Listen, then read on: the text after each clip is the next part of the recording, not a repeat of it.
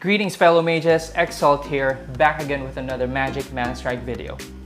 In this video, we are going to explore the current meta by the numbers. Now, the way I did this was I looked at the current leaderboard as of March 20, 2020, 5:24 p.m. Eastern Standard Time. And then I looked at the top 40 players and manually tallied the Planeswalkers that they were using as of that moment, including the cards that they placed as part of their deck composition. Right, now the top 40 players may not be a good sample size as far as the numbers go, but this should take away some of the guesswork that we players perform every time we play each match. Remember, according to the art of war, it's one thing for you to actually know yourself, and it's another thing for you to know what your enemies have. Now my goal when I created this list is to provide you with the knowledge about which cards are currently meta or are trending so that you won't be surprised when you end up facing a particular Planeswalker or a particular color. Alright, now just a quick heads up about this particular list. Remember that at any time, the members of the leaderboard may start using a different deck, and so this list is eventually going to change. Also in this video, I will not be explaining how the Planeswalker work, their effects, their skills. The same is true with the other cards. My goal is to provide you with an insight about what is meta today based on the numbers. So sit back, relax, and let's start the countdown. Let's start with the top Planeswalkers which are most represented in this meta. Coming in at number 4 and tied at number 4 are Domri Raid and the duo of Will and Rowan Kenrith. Tied for the number 3 spot are Vraska and Dovin Baan. Alright, coming in at number 2 is Tezzeret with a whopping 25% representation. Yup, that guy is still very much meta. And taking the number 1 spot for the Planeswalker, which is most represented in the leaderboards, at least for the top 40, is none other than Garruk Wildspeak with a pie share of 27.5%. What this means is that close to 1 out of every 3 players, at least those who are on the leaderboards, they use Garruk Wildspeak. So don't be surprised if you come across a Garruk Wildspeak often when you're playing at a very high level, because it's meta right now. Alright, now that we're done with the top Planeswalkers, let's take a look at the top meta cards for this season. Okay, now don't be surprised with the numbers that I'm going to show you, okay? Because some of them will say 47% and then another would say 50%, and then it's going to be more than 100% when you sum everything up. And that's okay because there are 7 cards per deck and every card will only appear once per deck. Alright, so without further delay, let's jump right into the top meta cards for Season 2. Alright, coming in at number 5, Giant Spider. Number 4, we have Birds of Paradise. Number 3, and we have a tie between Haunted Guardian and the Skull Catapult. At number 2, we have Circle of Pain. And the top meta card for Season 2, Hedron Scouts. Our top meta card has a representation of 57.5%, which means that every other player that's currently in the top ranks, they make use of Hedron Scouts. Now, the main purpose of the Hedron Scouts really is not to produce damage, but rather to allow yourself to get to the next card through a process called cycling. I've created a video about cycling. I'm going to put a link down in the description below if you're interested in learning more about that.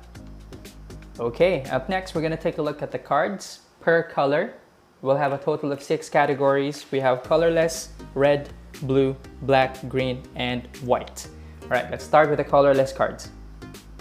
Okay, now colorless cards can be added to any deck, so expect any of the top players to use any of the cards that I'm going to mention. At number 3, we have Ratchet Bomb. Number 2, we have Haunted Guardian. And coming in at number 1, of course, our top meta card for this season, also the top colorless card, Hedron Scouts.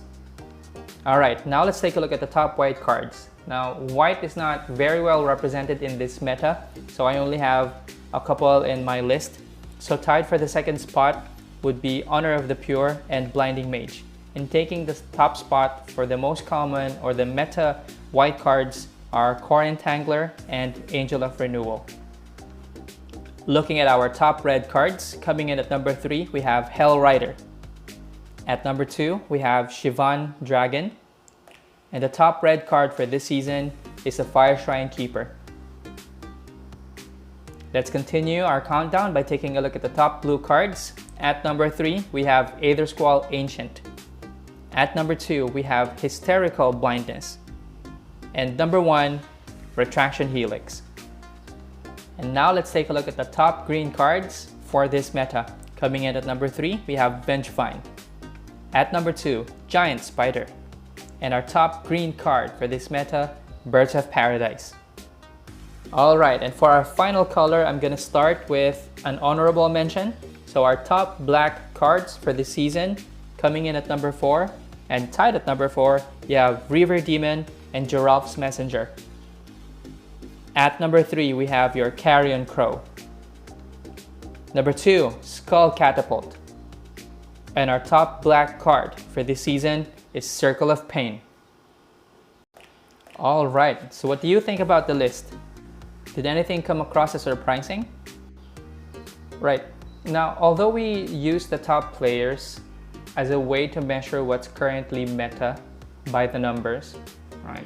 We can still make use of these information even if you are at the mid-tier or at the lower tiers, because a lot of people copy decks from the leaderboards. Knowing which cards the opposing player may have will come in handy in trying to come up with a plan to defeat them. And hopefully this list has provided you with that knowledge. If you found this video helpful, please don't forget to leave a like or leave a comment, and consider subscribing to the channel. Please help the channel grow. If you're a new player and you're looking for ways to improve your gameplay and start winning more games, I've already prepared a lot of videos for you, so go ahead and check the channel out. And if you're looking for a community of players that are just willing to provide you with guidance and tips and tricks as to how you can improve your gameplay, go join us at Discord. Shout out to everyone at Manastrike GG. And you can find me on Facebook as well. And as always, I'm gonna leave you with another video where I apply the knowledge of the meta. You can see how the knowledge of what strategy or style the Planeswalker may have can lead to an effective counter. I hope you guys enjoyed the video. Please stay safe, stay healthy, stop touching your face. Alright, and as usual, I'm gonna see you in the next video. Exalt signing off. Peace.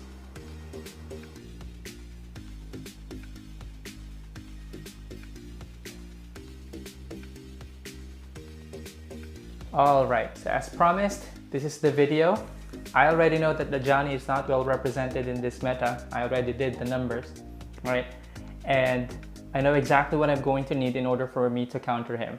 And I have just the perfect creature for him, and that would be the Sphinx of the Final Word. And you'll notice that what I'll do here is I'll drop that Blinding Mage, followed by the Ninja, not in an attempt to actually destroy anything, but rather just so I could cycle, including the Ratchet Bomb, so that I could cycle because I needed the Sphinx.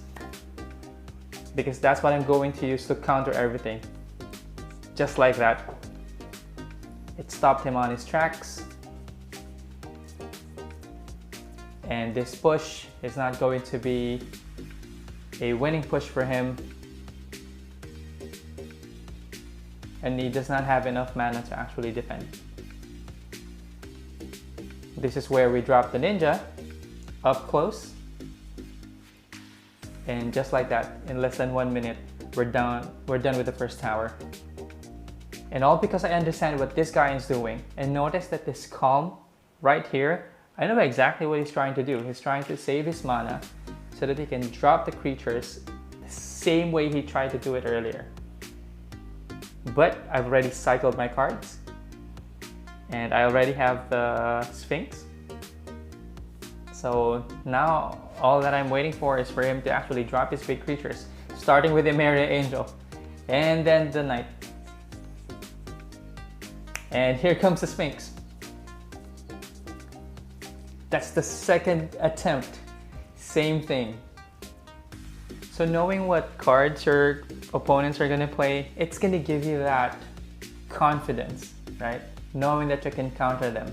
And I know that he's spent. So I bring out my two creatures which have the best damage per second output in the game. He's still going to try. And we're not gonna ratchet bomb that thing.